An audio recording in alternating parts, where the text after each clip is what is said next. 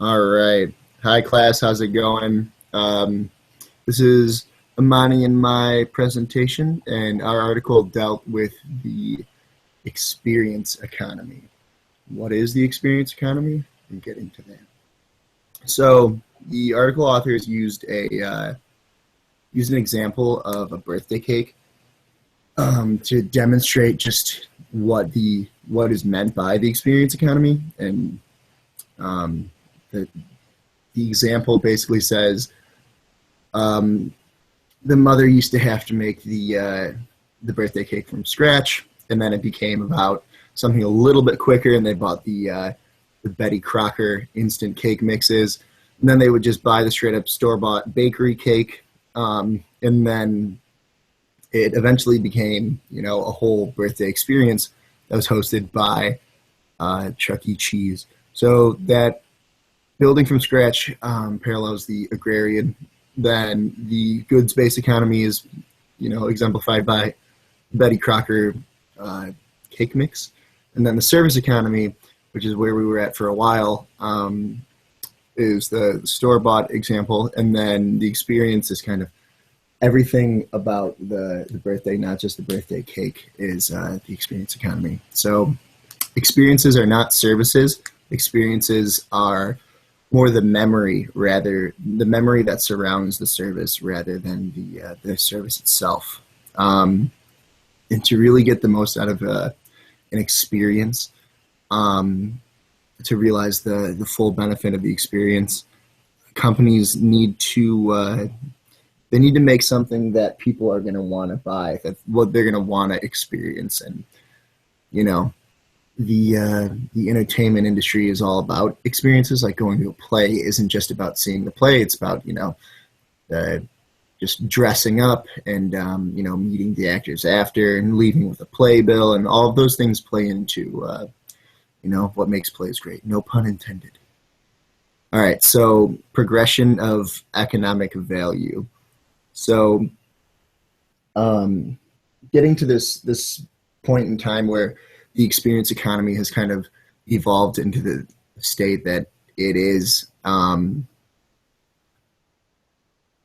We got to look at what the economy was like before that. So commodities are really just they're extremely exchangeable. So there's a lot of trading and bartering and stuff. And there's not really anything special about commodities. And then goods are tangible, so you can hold them in your hands and everything. Services are intangible, but experiences are memorable.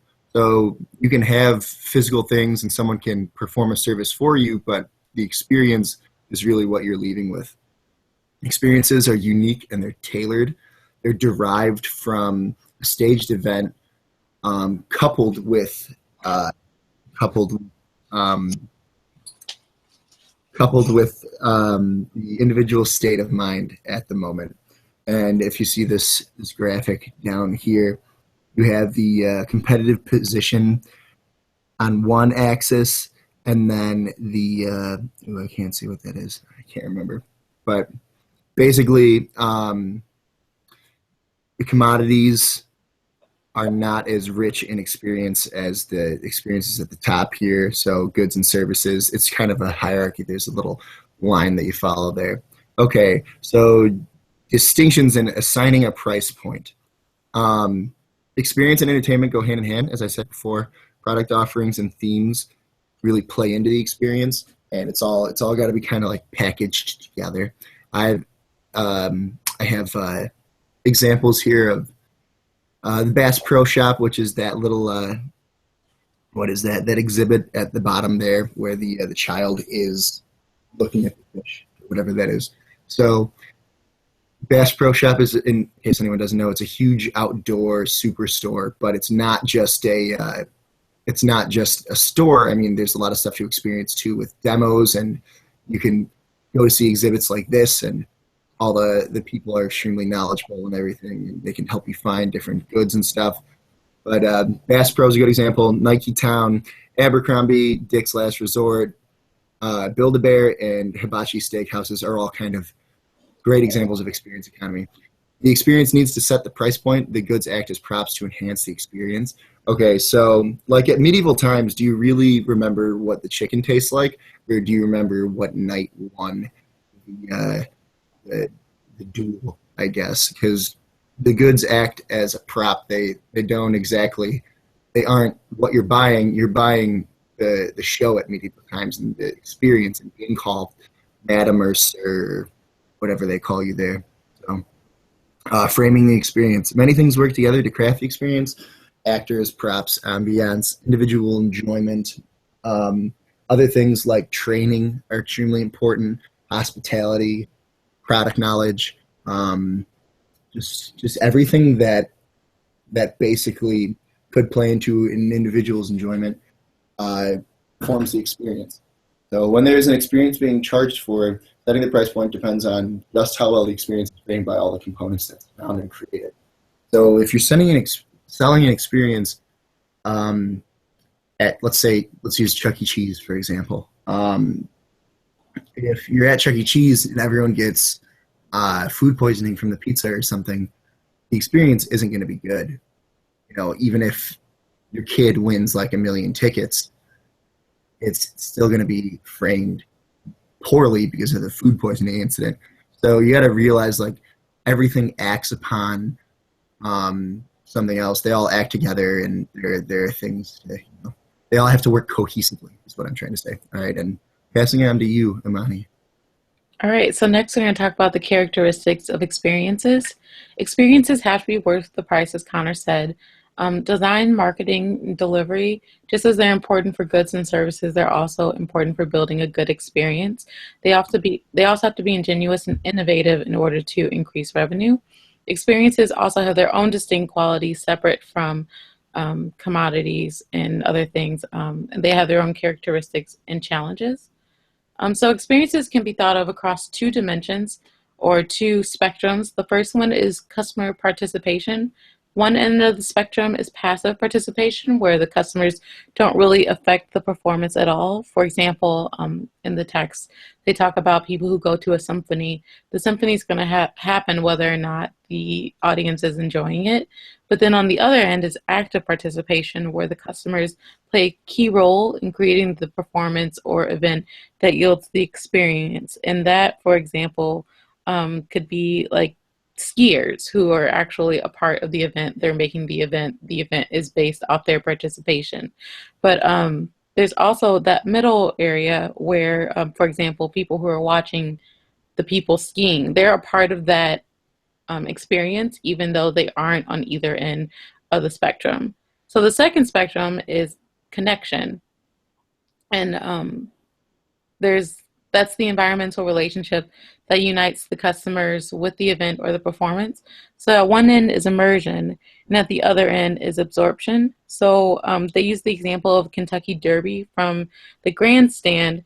You can watch the Derby and you're absorbing it, but it won't be the same experience as people who are in the infield who are immersed in the sights and the sounds and the smells around them. Or another example is listening to a live lecture versus just reading a textbook. The lecture would be fully immersed, while just reading the textbook would be absorption. So experiences can be sorted into four broad categories based on where they fall on those two spectrums. This is known as the four realms of an experience. There's entertainment, educational, aesthetic, and escapist. But the richest experiences encompass aspects of all four of those realms, and experiences derive from a process of exploration, scripting, and staging. So designing memorable experiences. There are five key experience design principles. The first one is to theme the experience. When you theme the experience, you really form the impression in the minds of others. A good example are like entertainment restaurants like Hard Rock Cafe, Planet Hollywood, Rainforest Cafe, and the picture on the right is actually of the Forum Shops in Las Vegas. I've never been there, but supposedly it's like completely themed like a Grecian or Roman marketplace, and some of the statues will talk to you, and all the shops are based off what the shop would be during like the Roman era. And it's just a good example of a really themed experience. A bad example would be Circuit City and other hardware stores who don't really theme the experience, even though it's called Circuit City. You don't go in and you don't really see a city or anything related to the name of the place. So a compelling theme is concise and a compelling thing is concise and compelling and uses all design elements to create one unified storyline. The next step is to harmonize impressions with positive cues. To create desired impressions, companies must introduce cues that affirm the nature of the experience to the guests, and each cue must support the theme. So really, that just means that everything should be in line of the theme of the environment. Nothing should be out of place, which goes into the next step, which is to eliminate negative cues. Remove anything that diminishes, contradicts, or distracts from the theme. The next step is to mix in memorabilia. Memorabilia are physical reminders of the experience. So, say you go to a concert, like I went to the Adele concert, and I bought a T-shirt, and although it's ridiculously overpriced, people will buy memorabilia to remember that amazing experience that they had. And then the next step is to engage all five senses. The more senses that are engaged, the more memorable the experience. The text uses Rainforest Cafe for this example as well, because when you go to Rainforest Cafe, there's mist that comes up from the rocks, and you feel the mist, you see the mist, it smells tropical, you kind of taste it. You're engaging all of those senses to make it a more memorable experience. So entering the experience economy, using the five designs doesn't equal guaranteed success. It's still about supply and demand. If you have an experience that no one wants, you're not going to make money off of it.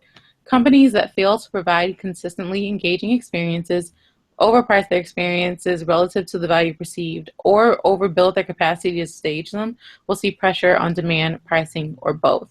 And once again, they use Rainforest Cafe. Although it is a great experience, it doesn't really get refreshed. It's the same experience over and over and over again. So at some point, it gets stale, and then people don't demand to see it, and they end up losing revenue. On the other hand, Walt Disney World, it's constantly updating its rides and adding new attractions to make the experience new for the same for people who come to visit, so that you always want to go. The demand is always high. As the experience economy unfolds, experienced stagers will exit the business. At some point, something newer is going to come along, and old experiences who don't stay hip and current and attractive to the audience, they're going to end up fading into the background. So, business innovation will eventually have consumers moving on to the next great thing, leaving many experiences to fade away. Awesome. Question? Oh, and so our question to you all is what wonderful, amazing experience have you experienced in your lifetime, and what made it so amazing? What were the aspects of it that really attracted it to you and really made it stand out in your mind? We'd like to know. Yeah, like what made it immersive and just what you're gonna remember the most from that experience or event. Yeah, and just make it uh, make it super personal. We want to hear what you guys really enjoy and experience and stuff. So yeah, Yep. All right. Thank you guys for watching. yeah. Thanks for watching, guys.